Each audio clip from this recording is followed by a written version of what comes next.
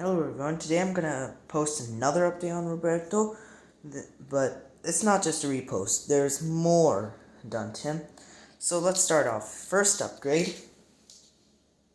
Let me turn him on. Oops.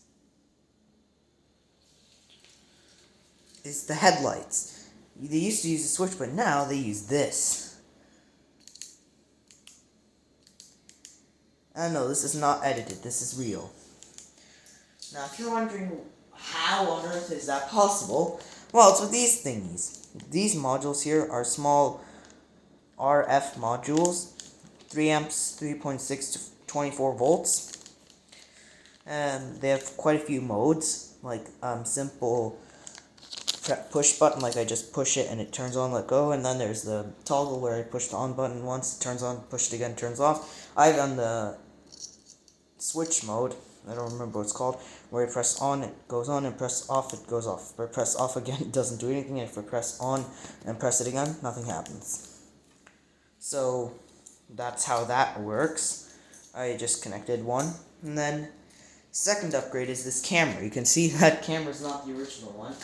I decided that this camera works well, but the original one has some pairing problems, and just to show you that it works, one moment, let me adjust his view.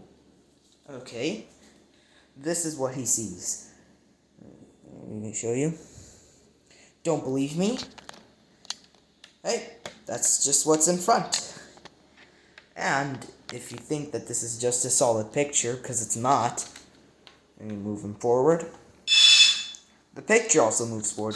Move him back, same thing happens. The picture moves backward.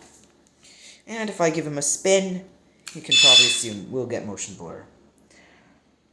So that's what he sees. Okay. And he has his wheel alignment, of course. And then, wait, what's going on the back? Why do I see two new things on the back? Well, first one is this little voltmeter. Let me take the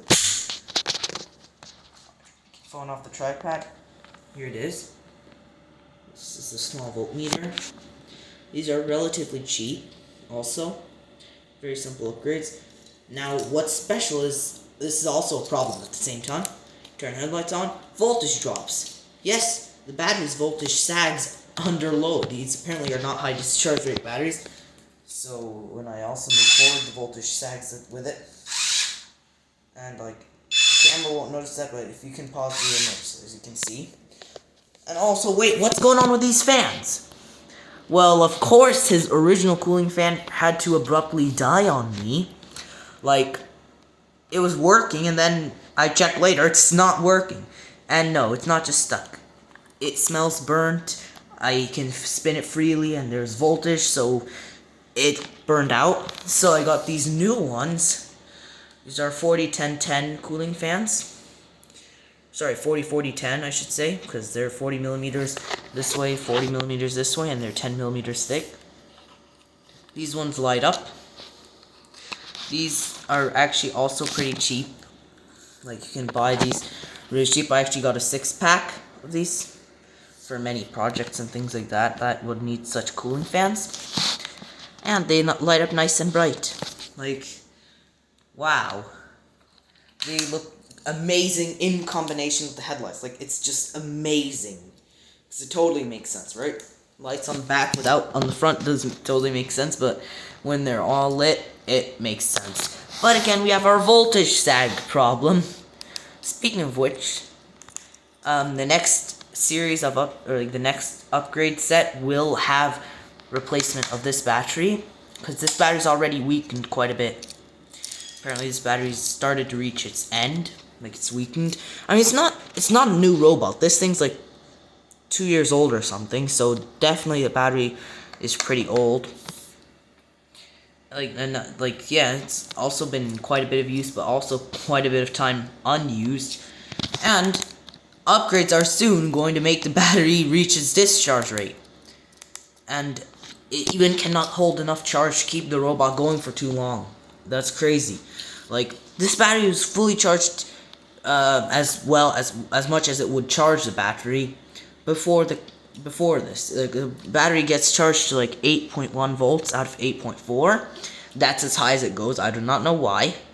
The voltmeter and my multimeter agree with that, because I have actually calibrated this voltmeter using a steady voltage supply for reliability of the calibration.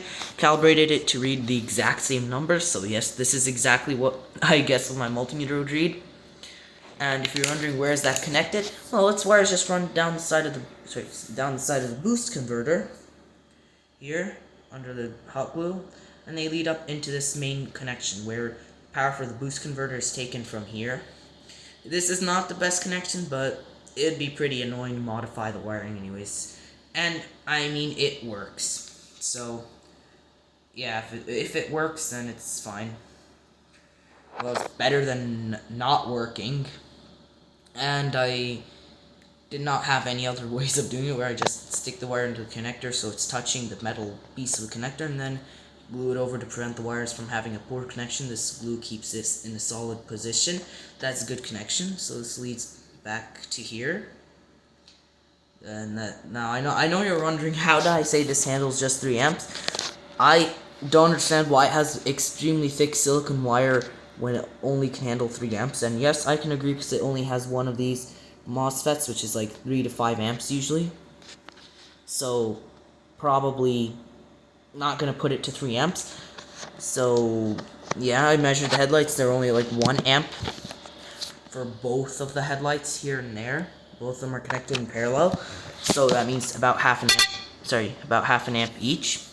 So a total of 1.08 amps is flowing through this wire, which means we are still within our limits. This wire just runs to the back. These smaller red and black wires are the cooling fan wires. They are connected in parallel. Now, if you're wondering why does this not look so safe, it is. Each wire is individually taped, but then I wrap them all together in one tape joint to neaten it up, and I glue it right next to the voltmeter to put it in a steady position. You know, because I don't want dangling wires on the back also. It's already enough that there is already a big wire mess here, and I have to take care of that. And yes, it does obscure the range. So my idea, maybe like another upgrade in the next series, or like the next upgrade set, because this is update from version 2 to version 3 of this robot. From version 3 to version 4, I'm going to carefully desolder this diode here, this receiver diode, or photodiode, or phototransistor, whatever you'd call it.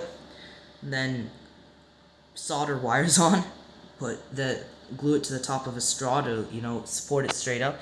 Solder the wires with the correct polarity back on, and like glue the straw right there. So now we have like a long antenna with a weird black dot at the top, which would be the antenna for this, which would improve the range, and more importantly, improve the ease, because sometimes this front contraption gets in the way, like the camera here, and the ultrasonic sensor, which does self-driving.